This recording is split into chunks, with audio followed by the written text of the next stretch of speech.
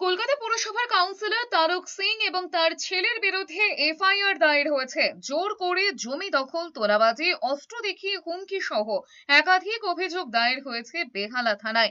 প্রাক্তন তৃণমূল বিধায়ক শওকত মোল্লার বিরুদ্ধে ধর্ষণের অভিযোগ দায়ের হয়েছে।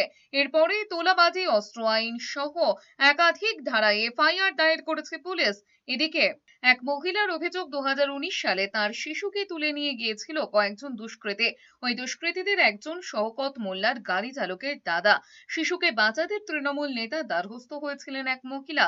ওই মহিলাকে অফিসে ডেকে মারধর এবং ধর্ষণের অভিযোগ ওঠে শওকত মোল্লা সহ 3 অনুগামীদের বিরুদ্ধে।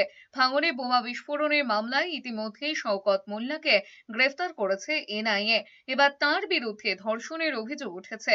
নির্যাতিতা মহিলা 15ই জুন শওকত মোল্লার বিরুদ্ধে জীবনতলা থানায় অভিযোগ দায়ের করেছেন।